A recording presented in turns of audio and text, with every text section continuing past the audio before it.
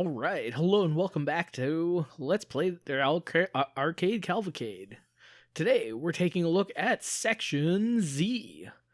It'll be kind of interesting because I played Baraduke a while back, and I kind of suspect that this game will be like Baraduke. Well, okay, so control-wise, or I mean, I guess gameplay mechanics-wise, it seems kind of like Baraduke, but whereas Baraduke was more about, you're in this confined little maze, this one seems more like your standard horizontal shoot 'em up. That being said, you never know what it'll be until you actually put in the credit. So here we are. Let's see. Okay, up, down, left, right. Rapid fire is the way to go. Just in case you're wondering if there's a separate bomb button, no, there is not. You just toss bombs as you go. I mean, it seems a little imprecise, but again, this isn't Scramble. I just want to be shooting all over the place. Third button, well, I guess it's third for me because I'm using the other button for auto fire. But third button will help you, or it'll swap directions. So you can go left, right. Whoa. Okay, wow. Now, sometimes I do say this about these sort of side-scrolling shoot-'em-ups, or I guess more often than not horizontally. Oh, this is fun. So you can just keep shooting that guy all the time. I mean, it is the riskiest darn thing you could ever do in the game, probably. But man, oh man, is it fun? Because it's like you play Sonic and you like play the spinner, and like yeah, that's kind of fun. But like you do this and you do the spinner, and it's fun. Plus, you can tell there's sort of this like kind of it's just kind of like this forbidden thing. It's like shooting the spinner, racking up points. Is like, obviously that's the wrong thing to do. You shouldn't be racking up points that way. Although I did get 2,500 Caspo just from this run, and this run was admittedly very bad. So I don't know. Maybe the secret is to do the spinner. Maybe that's your secret to quick Casbo, is to play this game and do the spinner. Did the bombs home? That would be nice if they did. It kind of feels like they do home, because like it doesn't feel like I'm lining up the shot that well, and yet here we are. We seem to be doing just fine. Still. Oh yeah, usually I get made fun of when I say this, but I do think the animations are very smooth in this game. Now, of course, when I was laughed at, it was because it was like, it was the shoot 'em up, and you had space as a background. So people are like, oh yeah, real great animation. All they had to do was move your ship on space. But I think what I'm reacting to is the fact that your character, like every single little movement you do, he reacts visually to it. And I don't know, I'm a simple man. I see visual indicators of my movement in a video game, and I like that video game more. I can't lie and say that means I love the video game to death. Then it suddenly becomes my favorite video game ever. This game is actually surprisingly slow, but it does go a long way towards endearing me towards it. How many lives do we have? Because I'm getting the impression that it's not enough. Oh, nice. So I thought that was a power-up you had to collect, and it probably is. But either way, if you shoot it, you get 2,000 points. Considering that's like, I don't know, 4 or 5 spins of the windmill, maybe it's worthwhile shooting it instead. I don't know. Or maybe you lose 2,000 points. What kind of game would that be? It's hard to tell sometimes. I don't think you lose the points, but I mean, this is the wild world of 1980s arcade games. This is before the rules were invented. Name entry screen. Yeah, if you're lucky. Continue feature. Get out of here with your 2000s game design. So, yeah, you never know. Wow, this game, it kind of moves slow. But at the same time, here I am getting like completely overwhelmed. It does not help that there are a lot of these sort of like fixed emplacement shooters, fixed turrets like shooting at me. And it's like, yeah, I could kind of go to shoot that turret, but that guy's, well, yeah. Well, that guy's just kind of hanging out by the ceiling. I mean, you can't shoot him without risking death yourself. Huh. I'm kind of wondering if there's like a special Caspo special going on in this game, because like I am getting a lot of Caspo. But maybe it's also like Commando, where they figured no one in their right mind would play this game. And so what the heck? Might as well give him some Caspo. All right, all right. Whoa!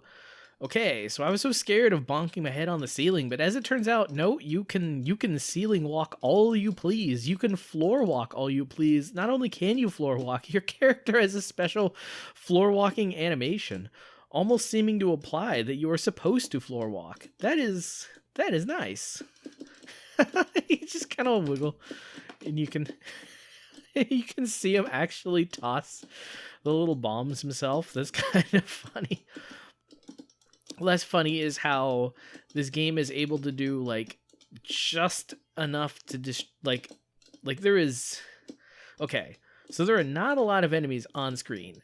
Granted, that's true. However, they are shooting at you just enough to make your life a living misery because dang, this is quite the crowded game. There's a lot going on here, and yet there almost isn't. I don't know. It's kind of weird. It kind of feels like the sort of game you would play to kind of train yourself to handle all of these super hard, like high reflex games. Because it's like you play this game, and because it doesn't come at you quickly, then you can, like, you don't necessarily need reflexes to destroy everything. Although, I mean, you're going to need like at least half reflexes, half memorization. But on the bright side, you don't need full reflexes. But at the same time, you also kind of get that sort of bullet hell feel where like the screen is just absolutely filled with bullets, shots, enemies, you name it, it's got it. And so it kind of gets you in that mindset, kind of gets you used to just, I don't know, watching where you're going to be and not where you are. By the way, if you ever want to know the secret to being good at video games, that is a major component of it, looking where you're going to be, not where you are. Now, I say that like it's so easy to do because, hey, I can put it in words. Why can't I put it into practice? Yeah. If you ask that question, it's almost not worth explaining to you why that's the case. Oh, interesting. So, okay, you collect these letters, and like all letters do, they spell power up. Not literally, but figuratively. But still, upper right-hand corner, you've got your power-up gauge, and so you can see how much you're being powered up, powered down by. All I can see are the enemies invading from the left and right that I'm going to have to deal with in a timely manner. Wow. Oh, huh. So I guess you cannot collect the little head. You have to shoot it, which is a little annoying because your bomb is on a timer and you cannot independently control the bomb. On one hand, I'm tempted to ask, why not? On the other hand, I know why not. There's enough going on already that I don't need to worry about an independently controllable bomb. Man, that is a lot of turrets on the ceiling. This game. I love how the first 5 seconds, it's like, this is an easy game for babies. And then, like, the next 2 minutes, it's like, I am a baby. Please give me an easy game for babies. Wow. There is a lot to deal with here. And you can't even just hang out by the ceiling because that's where the enemies go. Oh man. Oh well. Oh, okay, so I guess our power is back to normal, but it looks like, so we've got more power. Let's see, so it looks like there's just literally more beams, and so if a beam hits something, does that beam go away? Is there another beam? I guess you have enough rapid fire that you don't really even have to ponder such questions. You just have to worry about dodging the enemies, which honestly is kind of the way it should be. Oh, finally, we meet the boss or something. Of course, the boss isn't going to make it easy. Oh, cool, EJOTZ. I don't know what that spells, but I know that E is the end of stage 1, so we were almost there. We could taste victory. That'll be quite a trick to see. Can we make it further in this game than we did in Commando? Oh yeah, I should be submitting my score the whole time, huh? Is there a score threshold they're gonna tell me? Also, I like how you play Commando or Ghosts and Goblins, and those ones are like kind of zoomed out, but this one it's like super zoomed in, and it's like, what is their criteria exactly for choosing? I assume it is the base resolution of the game, but what is how are they choosing it? Can it really beat the resolution of the game though? Because I feel like all these games all had the same resolution anyway. Well, let's not ponder that too deeply. We got a spinner to spin. Oh, that's only one singular bonus. I thought I was getting those points collectively or cumulatively as I shot it. Well, it's kind of disappointing. Okay. The spinner's a waste of time. I mean, you could have told me that, but unfortunately, we are separated by the fourth wall, so that you can't actually literally tell me. All you can do is say it loudly enough to the computer screen and hope that I am savvy enough to catch on. Sometimes I am, usually I'm not. I apologize.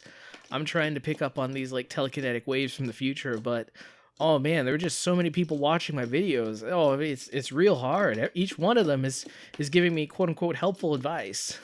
And by that, I mean they're screaming at their computers. It's like, hey man, you are playing like an absolute doofus. The real secret to this game is to so blah blah blah blah. If I knew what the secret was, I would be doing it by now. Well, plus two, if I knew what the secret was, then the magic of the series would be gone. I wouldn't be able to like magically understand the true nature of the game 15 minutes in and suddenly change the entire tone of the video. Just like I did with Terra Cresta. Did you know that the formation button in Terra Cresta is important? As it turns out, game gives you 2 buttons. You better use the second button. All right, let's see. What kind of score do we have to set?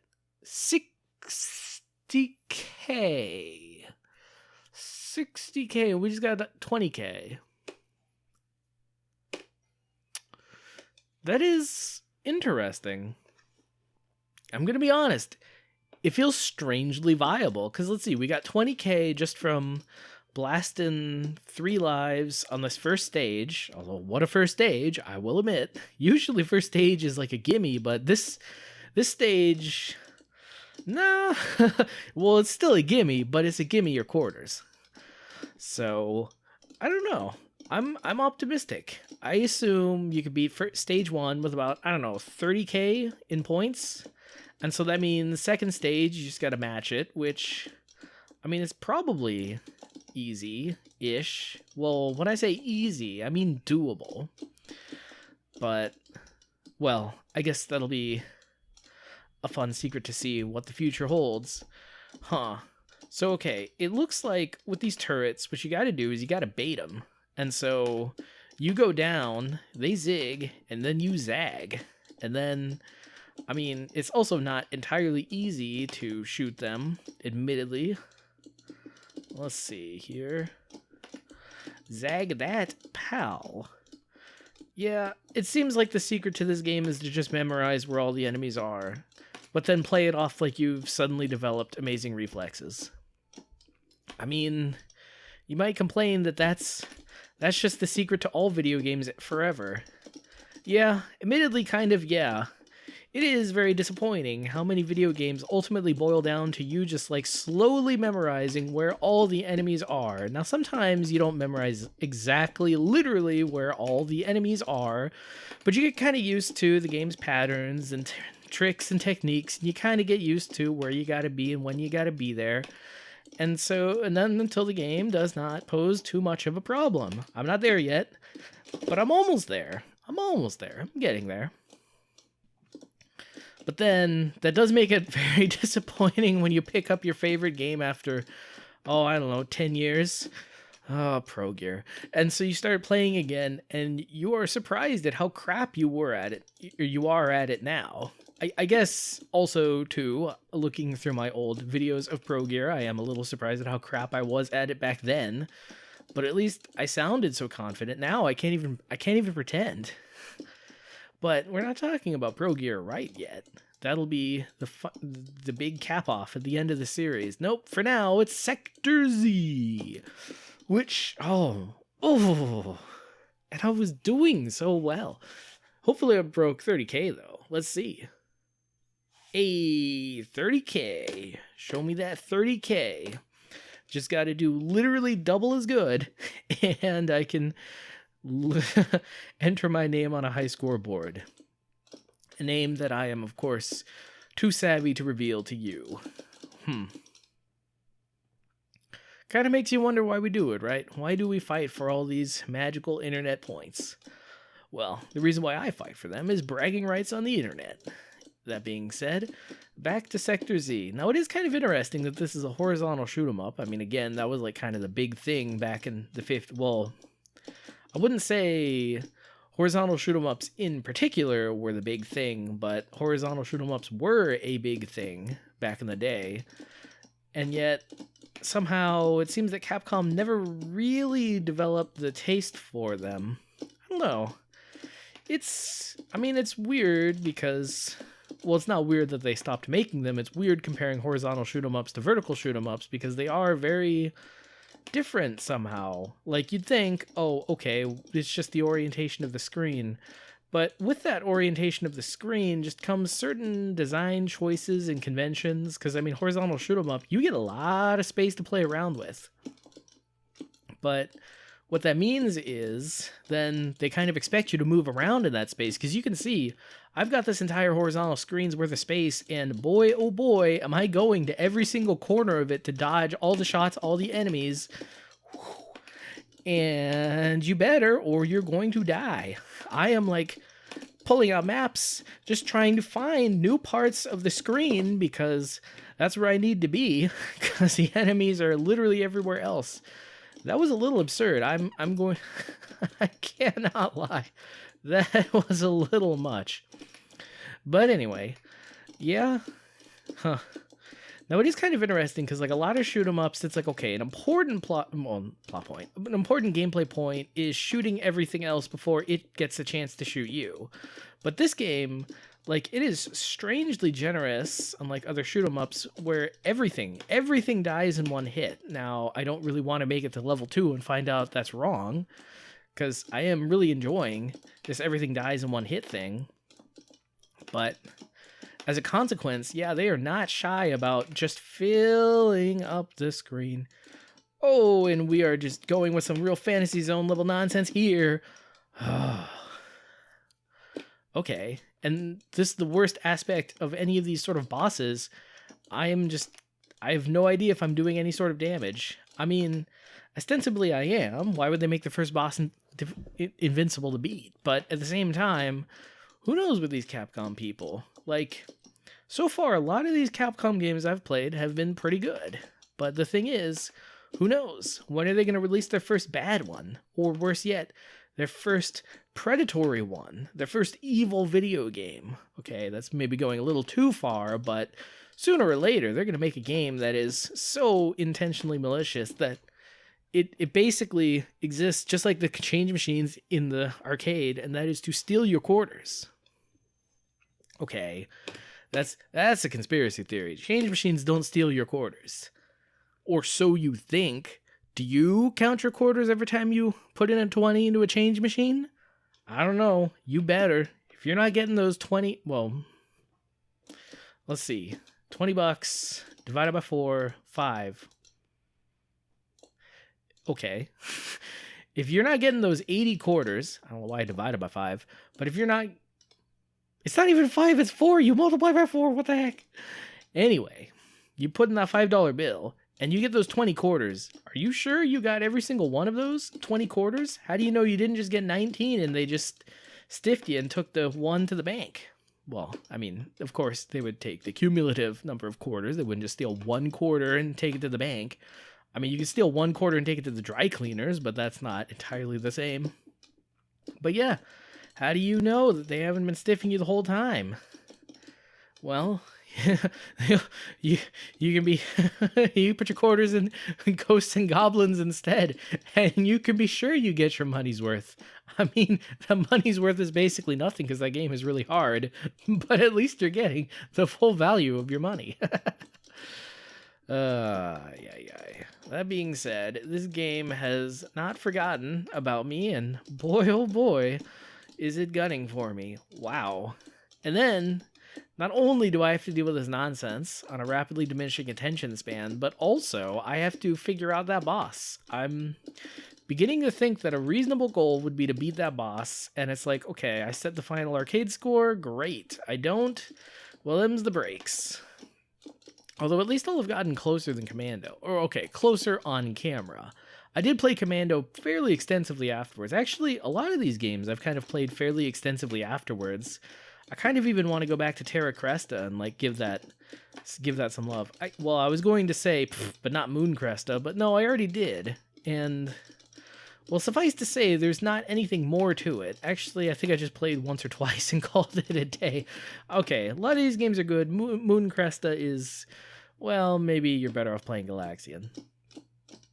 But it is kind of strange just how, I guess, just how explicit that little challenge is. It's like, okay, here's your score, here's the target score, here are the gameplay mechanics, just get in there and beat it. Can you beat the target score? Great. If not, well, try again. I mean, you've got infinite quarters, and frankly, it's a power trip watching how many quarters you kind of shove in this arcade machine and like see how many quarters you're wasting. I will admit, because this game does show you like your total number of games, and so if you think like each one of those games represents a quarter, whew, this game collection was, I don't know, $40 or something silly like that. I've already put in $40 worth of quarters into this game, into this arcade collection. Now, to be fair, my secret weapon is, of course, starting my own YouTube channel and making these sort of Let's Play videos on it. Like, look, I've been talking this whole time, and I've already put in, like, I don't know, 4 or 5 quarters. We're like $2 into this nonsense. You better believe I've been putting a lot more quarters into the other ones. But it is kind of gratifying just actually counting all of those quarters and thinking about it. It's also kind of fun looking at like your time in a game and seeing it kind of slowly tick up. Because, I mean, that's the thing about these recording sessions. I spend 40 minutes on camera playing this game. Well, that's 40 minutes in playtime. It's weird because I'm so obsessed with all these efficiencies. Like, oh, you get a plus 10% bonus. Oh, you get a times 1.2. But when it comes to playtime, there's no bonus, there's no tricks. It's just you play the amount of time and you get that playtime. It's also kind of absurd because it's like playtime. What does that even mean? Playtime only has meaning because it's actual real life time. And so getting a sort of discount on it would ultimately cheapen it to irrelevance. And yet, the human part of me is just thirsting for more. I just need more. I need higher numbers. It's got to be more. It can't be less. I don't know, man. Human psychology. So devious, we had to make an entire field of study about it. If you can figure out why I am the way I am, please leave it in the comments. That's right. I am now officially soliciting you for unsolicited psychological advice. What a world we live in. If you told me 10 years ago that the world would be like this, I would be like, what changed? If you told me 10 years ago I'd be sitting on a chair using an arcade stick to play some random no-name game ostensibly emulated by MAME, although technically, well, I mean, Capcom, of course, are not going to reveal their secrets, but let's be clear, it's probably MAME. I would say, yeah, what changed? It's kind of funny how, like, over the years, some things change and some things don't. Now, if you told me I would spend more than 20 minutes on basically every game now, I would have called you crazy. 20 minutes? That is an absurd amount of time to play. And yet, as you grow older, your time somehow becomes less and less meaningful. I like to think it's because you've already lived it, and so it's like, yeah, you already lived some number of years. It's like, what's 20 minutes here and there? What's another 20 minutes here and there? Oh, 40 minutes long? Yeah, I got the disk space. Let's make it an even 60. That is not a promise. I am not going to make this a 60-minute video just because of a wry comment I made off to the side. Now, I might make this a 60-minute video as a cumulative sum of wry comments I made off to the side, but I will not make it a 60-minute video solely because of one single comment.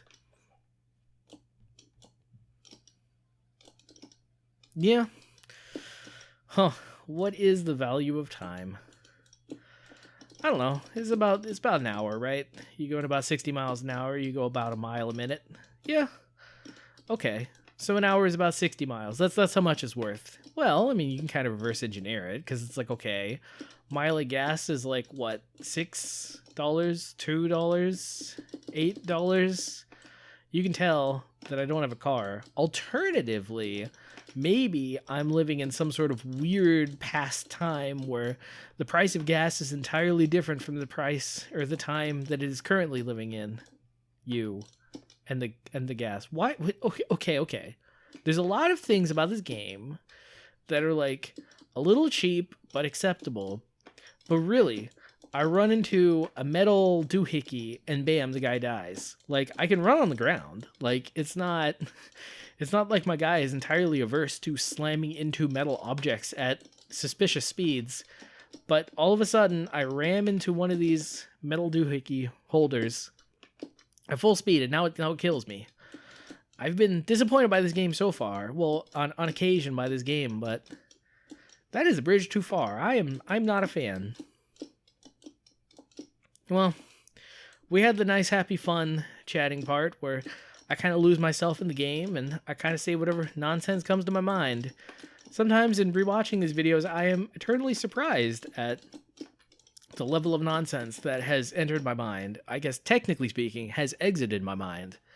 That being said, we are now at the part where I've woken up, started paying attention, and realized I have not beaten the boss yet. Well, I mean, I am playing score challenge mode at some point in time, and we should challenge that score. That time is now. Okay, back to seriously playing the game and not using video games as a therapeutic device. So, level 1. Not too bad for the first 5 seconds. After about 20 seconds, then the game gets a little bit absurd. You got some enemies trying to ambush you from behind. Or maybe I'm slowly gone paranoid through all my, like, myriad deaths. Okay, these guys. If you don't shoot them there, they're going to loop around and come back. I don't know why I'm telling you this, considering you've seen this happen. You probably know a little bit better than I do the bullet patterns by this point. But still, I have to pretend like I can provide quality content. And, alright, let's see. So these UFO-looking guys, I guess they're kind of upside-down looking UFO guys. They aren't so bad.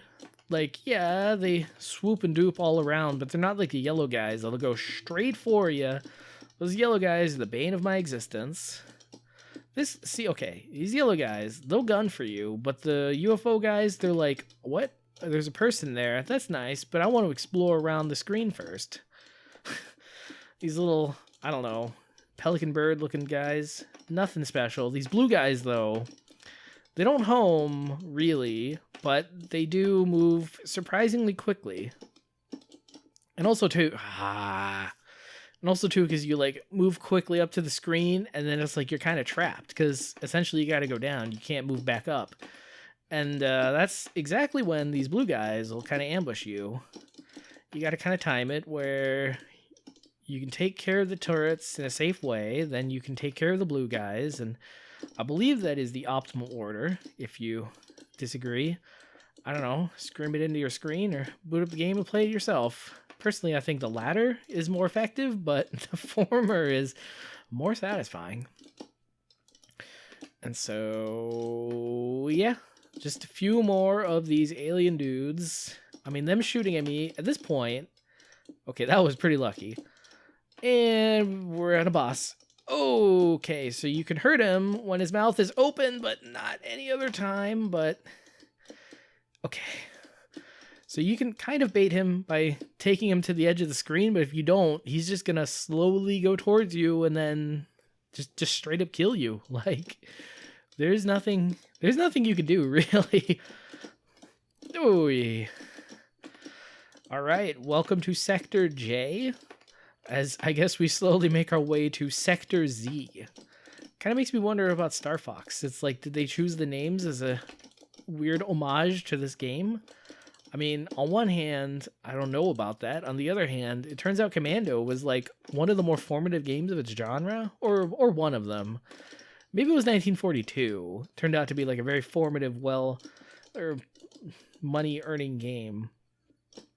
Oh, this is just rich. And so who knows? Maybe this game was a very formative game of its genre, although if it was, why would they put it in Star Fox, a rail shooter? I don't know. Come on, that had to be at least 60k, because I'm going to be honest, I don't think I have another performance like that in me. Oh, 42k! I should have seen that coming, and that's the best I've done so far, but...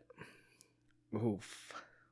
Oof. You saw that. You saw the level, though. Like, there is just a lot coming at you, and in order to get to that level again, you are going to have to make it through the first level. This isn't like Commando, where you can BS your way through the level by just rushing your way through.